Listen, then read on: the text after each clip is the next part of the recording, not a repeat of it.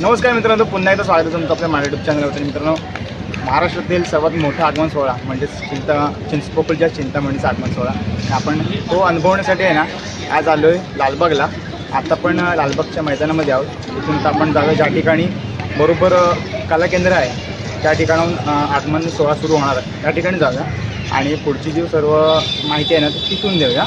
So मित्रांनो, video संपूर्ण पाहत राहा आणि जर तुम्हाला व्हिडिओ आवडला तर नक्कीच लाईक करा, शेअर करा आणि जर चॅनलवर नवीन असाल तर चॅनलला सबस्क्राईब करायला विसरू नका.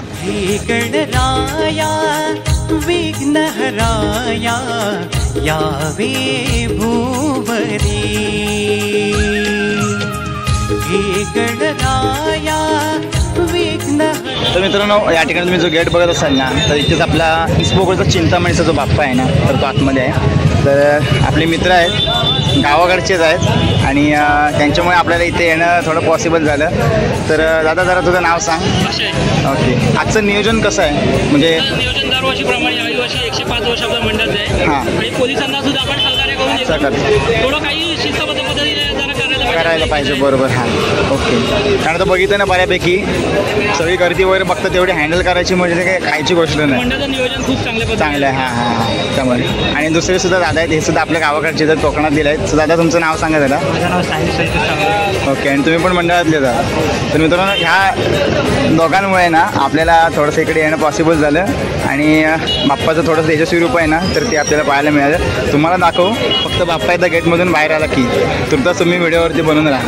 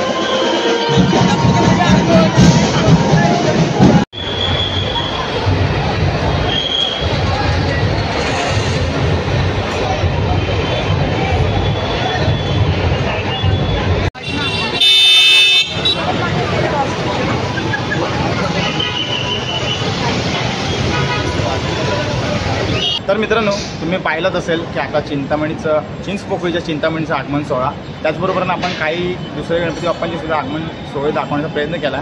आजचा व्हिडिओ तुम्हाला कसा वाटला तर ते मला कमेंट करून नक्की सांगा. आणि जर तुम्हाला हा व्हिडिओ आवडला असेल तर लाईक करा, शेअर करा. आणि जर आपल्या चॅनलवर नवीन असाल तर चॅनलला सबस्क्राईब करायला विसरू नका. भेटूया पुन्हा एकदा एका नवीन व्हिडिओमध्ये. तोपर्यंत बाय बाय. बोला गणपती बाप्पा मोरया.